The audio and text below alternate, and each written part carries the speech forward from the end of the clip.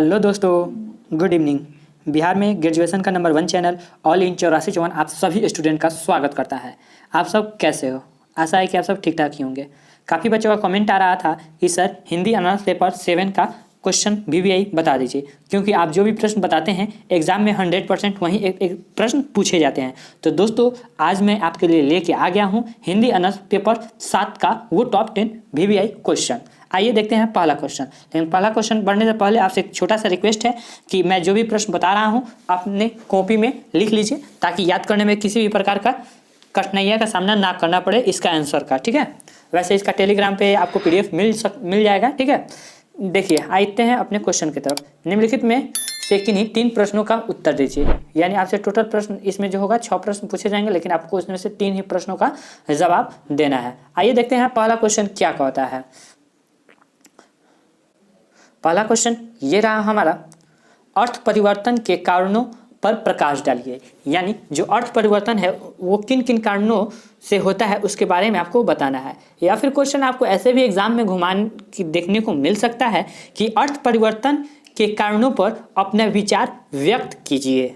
ठीक है दोस्तों, अगला क्वेश्चन देखते हैं। क्वेश्चन नंबर ख, अगला ये रहा हमारा अगला क्वेश्चन, ध्वनि परिवर्तन के कारणों पर प्रकाश डालिए। यानी ध्वनि परिवर्तन किन किन कारणों से होता है उसके बारे में आपको बताना है। ठीक है, समझ गए? ये आप नहीं समझ लीजिएगा साइंस वाला कि ये हो गया ध्वनि और ये हो गया प्रकाश। ठीक है, तो वो वाला नहीं समझिएगा। ठीक, या फिर आपको यहाँ पर प्रकाश की जगह पर पूछ देगा कि ध्वनि परिवर्तन के कारणों पर व्याख्या प्रस्तुत करें।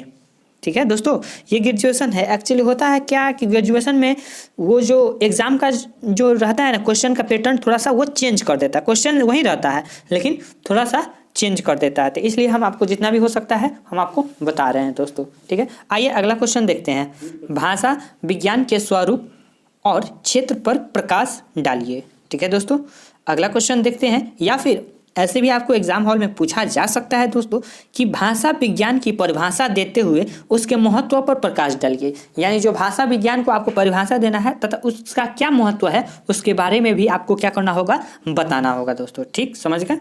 अगर क्वेश्चन आप अगर अच्छा तरीका से नहीं समझे तो फिर आंसर आपको देने में काफ़ी कठिनाइयाँ होंगी, इसलिए हम आपको क्वेश्चन अच्छा तरीका से समझा दे रहे हैं ताकि आपको आंसर देने में थोड़ा सा भी कठिनाइयों का सामना ना करना पड़े।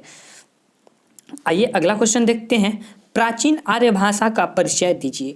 यानी जो प्राचीन आर्य भाषा का आपको क्या करना होगा, बताना है कि प्राचीन आर्य भाषा क्या थी, इसकी उत्पत्ति कैसे हुई, तथा अन्य सारे बातों को आपको लिखना होगा। ठीक है, आइए अगला क्वेश्चन देखते हैं। अगला क्वेश्चन ये रहा हमारा, पूर्वी हिंदी की बोलियों का परिचय दीजिए।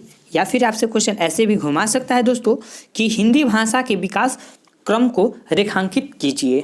ठीक है दोस्तों, आइए समझ गए क्वेश्चन। आइए अब अगला क्वेश्चन देखते हैं। ये रहा क्वेश्चन नंबर 1, हमने अच्छा तरीका से समझ लिया है। अब आते हैं क्वेश्चन नंबर 2 की तरफ। क्या कहता है, निम्नलिखित में किन्हीं 2 पर टिप्पणियाँ लिखें। यानी आपको इस पे 2 पर आपको क्या करना होगा, बताना होगा, टिप्पणियाँ लिखना होगा।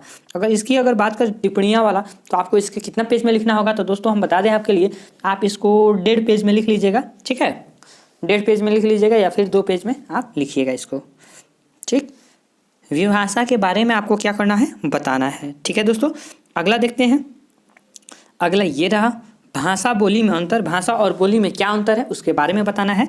अगला जो है ब्रज भाषा के बारे में आपको बताना होगा। ये सारे प्रश्नों का आपको बता दें 1.5 से 2 पेज में आपको आंसर देना होगा। क्लियर दोस्तों, अगला देखते हैं। अगला ये रहा हमारा मैथिली के बारे में बताना है, भाषा के बारे में बताना है। मैथिली कैसा है, मैथिली भाषा कैसा है, उत्पत्ति कैसी हुई, इन सारे बातों को आपको व्याख्या करना होगा।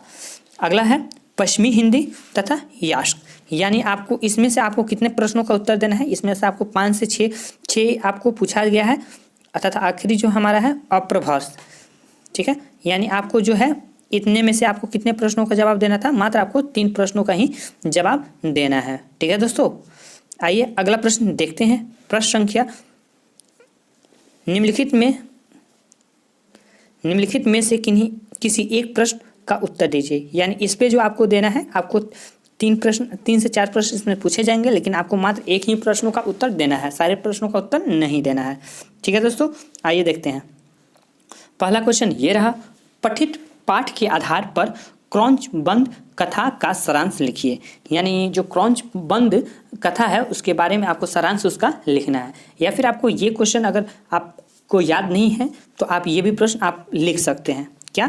हिमालय वर्णन के आधार पर हिमालय की प्राकृतिक सौंदर्य को रेखांकित कीजिए। यानी हिमालय वर्णन के आधार पर आपको क्या करना होगा, हिमालय का प्राकृतिक जो है उसकी सुंदरता के बारे में आपको बताना होगा। ठीक है, अगर आपको ये भी क्वेश्चन अगर याद नहीं है तो आप इसको भी लिख सकते हैं। भर्तृहरि के पठित काव्यांशों का भावार्थ स्पष्ट कीजिए। ठीक है, इसमें से जो भी आपको प्रश्न अगर अच्छा तरीका से जो भी प्रश्न आपको याद है आप उसे आसानी से आप लिख सकते हैं। अगला ये रहा हमारा धर्म निर्माण पाठ का सारांश लिखिए। यानी जो धर्म निर्माण पाठ का जो है सारांश आपको क्या करना होगा, बताना होगा दोस्तों। ठीक है, आइए अब अगला प्रश्न देखते हैं। निम्नलिखित में से किन्हीं, यहाँ पे जो है यहाँ क्वेश्चन नंबर जो है वो ये गलत लिखा हुआ है। ठीक है, तो आप इसको नज़रअंदाज कर दीजिए। ठीक, यहाँ 2 लिखा है, 2 नहीं होगा यहाँ पे, वैसे कोई बात नहीं है। आइए देखते हैं अगला प्रश्न। निम्नलिखित में किन्हीं 2 का हिंदी अनुवाद कीजिए। यानी आपको इसमें संस्कृत का श्लोक दिया रहेगा और उसको आपको क्या करना होगा, हिंदी में व्याख्या करना होगा। आइए हम देखते हैं पहला श्लोक क्या कह रहा है। संकल्प मूल कामो वे यगा संकल्प संभावना वत्नी जन धरस्य सर्व संकल्पना श्रीमिता। ठीक है, आपको इसके बारे में आपको इसका हिंदी में ट्रांसलेट करके बताना होगा। अगर मैं इसको पढ़ूंगा तो वीडियो काफ़ी लंबा हो जाएगा दोस्तों, तो इसलिए आप जो भी मैं प्रश्न बता रहा हूँ हम थोड़ा सा रुक जा रहे हैं। आप फटाफट इसको कॉपी में नोट कर लीजिए। ठीक है, ख नंबर ये क्वेश्चन रह गया हमारा, फटाफट आप लोग लिख लीजिए।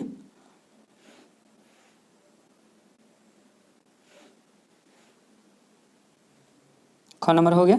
आइए अगला प्रश्न देखते हैं। ये रहा ग नंबर, लिख लिए। ये रहा हमारा अगला क्वेश्चन घ, और ये हमारा रहा अगला प्रश्न ये। तो दोस्तों इसी के साथ होता है वीडियो समाप्त। मिलते हैं अगले वीडियो में, तब तक के लिए देखते रहिए ऑल इन 84 अगर किसी भी प्रकार का दिक्कत हो रहा है तो हमारा कमेंट बॉक्स खुला हुआ है, या फिर आप हमें व्हाट्सएप पे कांटेक्ट भी कर सकते हैं, या फिर आप हमारे टेलीग्राम जुड़ सकते हैं और आप जो भी दिक्कत होगा आप वहाँ से पूछ सकते हैं दोस्तों। ठीक है, तो मिलते हैं अगले वीडियो में, तब तक के लिए देखते रहिए all in 84 channel. Best of luck, अच्छा से एग्जाम दे के आइए। Take care, bye.